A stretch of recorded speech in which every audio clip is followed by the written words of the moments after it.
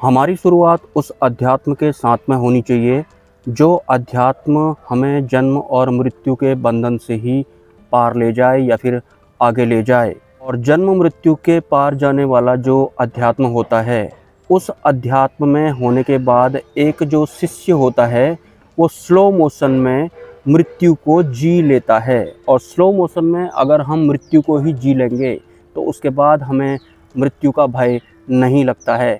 और सिंपली ऐसा अध्यात्म काल कर्म और माया पार वाला अध्यात्म कहलाता है।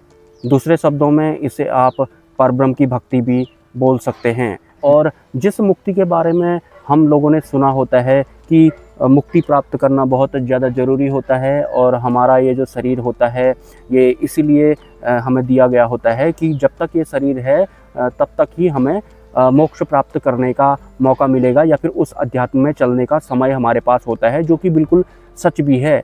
लेकिन हम कौन से वाले अध्यात्म का चुनाव करते हैं? हम अपने मनगढ़ंत वाले अध्यात्म का चुनाव करते हैं या फिर जो भी अध्यात्म हमारे सामने में परोसा जा रहा है उस अध्यात्म का चुनाव हम कर लेते हैं। और इस गलतफहमी में भी होते हैं कि माया की भक्ति करके ही मुझे परमात्मा मिल जाएगा, मुझे मोक्ष प्राप्त हो जाएगा या फिर मैं जन्म मृत्यु के बंधन से पार हो जाऊंगा, जबकि ऐसा बिल्कुल भी नहीं होता है। परमात्मा अंतिम सत्य होते हैं और अंतिम सत्य जो होते हैं वो सत्य रज और तमोगुण के भी पार होते हैं। मतलब सतोगुणी होना भी पर्याप्त नहीं है, आप ये भी बोल सकते हैं। फिर भी कई सारी मान्यताओं के साथ, कई सारी धारणाओं के साथ, हमारे कई सारे गुरुओं द्वारा दिए गए ज्ञान के मिश्रण के साथ में एक साधक अपनी आध्यात्मिक यात्रा शुरू करता है। और अध्यात्म में आने का कारण भी यही होता है कि जो सांसारिक लोग होते हैं उन्हें कोई दुख आ जाता है। दुख में आते ही वो भगवान के पास आते हैं और भगवान कोई भी हो सकते हैं उनके मन माफिक। और वो भगवान की भक्ति भी इसलिए करते हैं ताकि जो दुख उनके जीवन में चल रहा है या फिर जो इच्छाएं उनकी अधूरी रह गई हैं वो पूरी हो जाएं। जबकि वास्तव में अगर आपको अंतिम सत्य प्राप्त करना है तो आपको ये भी पता लगता है कि इच्छाएं मेरे भीतर जो ये हैं ये आखिर किसकी हैं, ये कौन है जो बहुत तरह की चीज़ें चाहता है मेरे भीतर से, या फिर किसको गुस्सा आता है, फिर किसको मान सम्मान प्रिय लगता है, या फिर कौन है जो मोक्ष मार्ग पर चलना चाहता है या फिर भगवान को जानना चाहता है। तो देर दुरुस्त अगर वास्तविक अध्यात्म में एक साधक आ जाता है, मतलब माया पार वाली भक्ति में अगर वो आ जाता है, तो फिर जितने भी उसकी आज तक की भ्रांतियां संशय होते हैं धीरे धीरे वो छटने लगते हैं, वो आवरण हटने लगते हैं। लेकिन अगर वो माया पार वाली भक्ति में नहीं आता है, वो माया वाली ही भक्ति कर रहा होता है, तो फिर वो दोबारा से फंस जाता है, मतलब इस संसार में ही फंस जाता है।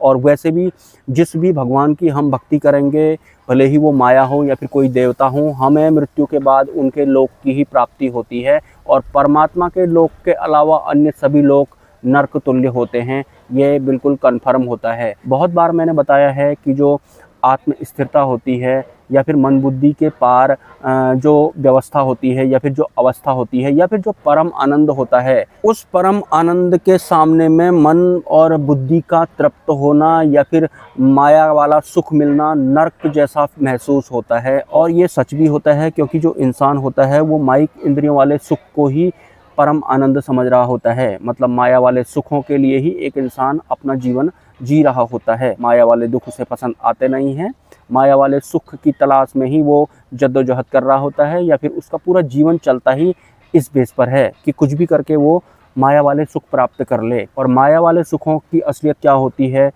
जितना भी आपको माया वाले सुख मिलते हैं एक दिन वो ऑटोमेटिक दुखों में कन्वर्ट हो जाते हैं। तो माया कुछ इस तरह से ठगती है। आप अगर अपना ही आकलन करेंगे, अगर आपके जीवन में कोई दुख चल रहा होगा तो आपको पता लगेगा जो दुख में आज आप चल रहे हैं उस दुख की शुरुआत एक दिन सुख से हुई थी और वो माया वाला सुख था। मे भी आपको उस वक्त वो सुख बहुत ज़्यादा पसंद भी आ रहा होगा, लेकिन एक दिन माया कुछ ऐसे ठगती है कि उसका ही वाला जो सुख होता है वो दुख में कन्वर्ट हो जाता है और एक दिन इंसान बहुत बुरी तरह से दुखों में घिर जाता है। टोटल मिलाकर के अगर आप अपनी आध्यात्मिक यात्रा की शुरुआत करना ही चाहते हैं तो आपको माया पार भक्ति करनी है, मतलब परब्रह्म की भक्ति करनी है, जहाँ से आपको अंतिम सत्य की प्राप्ति होती है। और जब आपके माया पार वाले अध्यात्म की शुरुआत हो जाती है, माया पार वाले गुरु की शरण में आप आ जाते हैं, तो उस अध्यात्म की शुरुआत क्या होनी चाहिए या फिर आपको क्या पता होना चाहिए एज ए साधक या फिर एज ए शिष्य कि सबसे पहले आपको बोध होना है, आपको अपने आप का पता लगना है, मतलब मैं कौन हूँ का पता आपको लगना है। मैं कौन हूँ का पता लगने का मतलब होता है आपको आत्मज्ञान हो गया है, आत्म अनुभूति आपको हो गई है कि वास्तव में मैं हूँ कौन। क्योंकि जब तक आपको आत्म अनुभूति नहीं होगी तब तक आपको परमात्मा का साक्षात्कार भी नहीं होता है।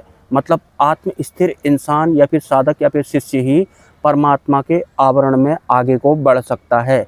तो सबसे पहले मैं कौन हूँ जानना है। आपके भीतर ये बात नहीं होनी चाहिए कि अब तो मैं मायापार वाली भक्ति में आ गया हूँ, तो अब मैं पता करूँगा कि चंद्रमा कैसे बना था, या फिर उस भगवान के लोक कैसा है, या फिर सिद्धियाँ कैसे प्राप्त होती हैं, या फिर ये पृथ्वी कैसे बनी, या फिर वो असली गुरु है या नहीं।